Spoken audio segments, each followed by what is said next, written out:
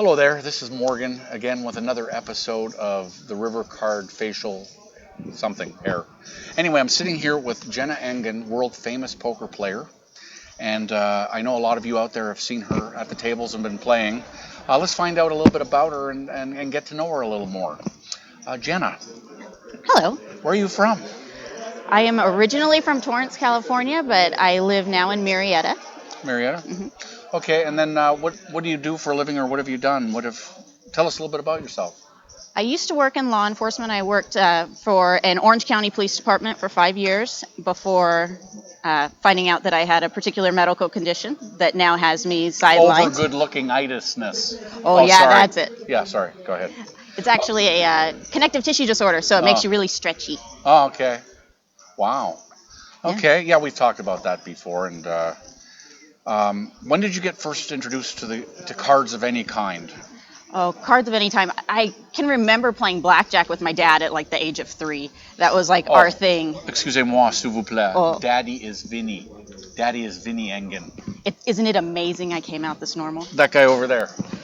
Anyway, so you learned to play with Dad and Grandma and all that stuff? Or? Yes, Dad and Grandma, and we used to have like family poker nights, and that's how I first learned how to play poker back in high school.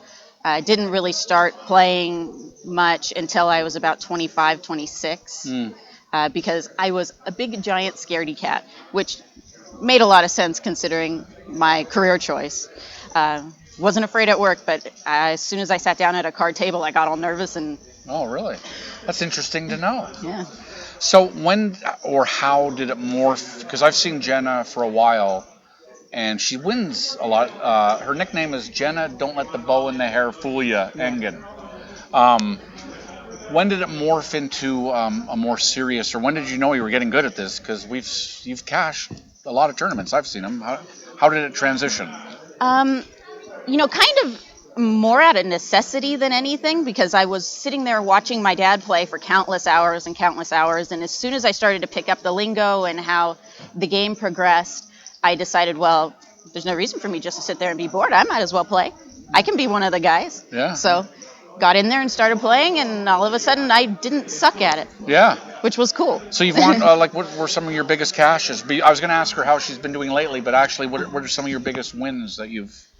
Or you've been consistent? I've just been consistent with little wins. I haven't had any phenomenally huge wins other than like a progressive type thing, and we had a rolling hourly high hand. Yeah. So that was good for 6,000. Wow. Yeah, that's but good. that is by far my best payday. Doesn't usually get up that high, but consistent little wins. Okay. Let's see what other questions do. You haven't had the mustache since the 80s. That was the last interview. I have one now. You've seen, very good, very good. Oh, actually, let's talk about something else. You have this company. It's called the Ruby Pig. Yes, I do. Tell us a little bit about that.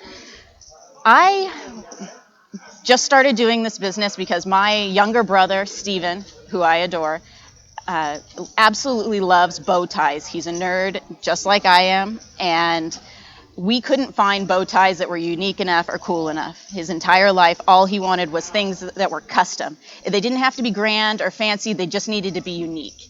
So he said that he wanted a bow tie for an event, so I went on YouTube and started looking online on how to make them, and then started making them for friends, and all of a sudden I realized, holy cow, there's a market for this. So I started an online business. Wow. And she's been selling quite a bit. I see a lot of people wearing her wear. Oh, it's the rubypig.com. Rubypig.com. Go check it out. You've seen RiverCard almost from the beginning, or probably since the beginning. Why do you think we started pretty much here at Harrah's, and it was 40 and 50 people, then 100 people, then 200, then 300, up to 1,100 people. Today we maxed out this ballroom. What is it about? What's RiverCard doing right, or what are we doing differently? The truth is, you guys are doing everything right. The structure is fantastic. I love how long the levels are. It really gives you an opportunity to, it's kind of hard to explain. When you play cards, you have ups and downs. You go long periods of time where you might not get any hands at all. Spoken like a true player, huh? Yes. And because of that, the extra time levels and the larger chip stacks give you the opportunity to go completely card dead and still have a fighting chance, which is wonderful for the more grinder types. Yeah, yeah. Plus, you're kind of awesome. Oh, there we go again. Thanks, Jena. No, but truthfully, that has a lot to do with it. The way that you guys have run your organization up until this point. Right. You've given people the opportunity to watch it grow and become part of a RiverCard family, and as a result, they're bringing their friends and their family members to come and play these events. Wow. Well, thanks, Jena, very much. It's very nice of you. Well, if you're in the area, Southern California area, up and down the 15 freeway, you go east to a couple of these casinos, or here at Harrah's, or if you're in a tournament in Southern California, the odds are you're probably going to see Jena somewhere. So come Lucky up to you. her, say hello, have her take your money or chips, which is probably going to happen. No, and no, but if you see Jena, good family, good people, and it was a pleasure talking to her today. So thanks, Jena.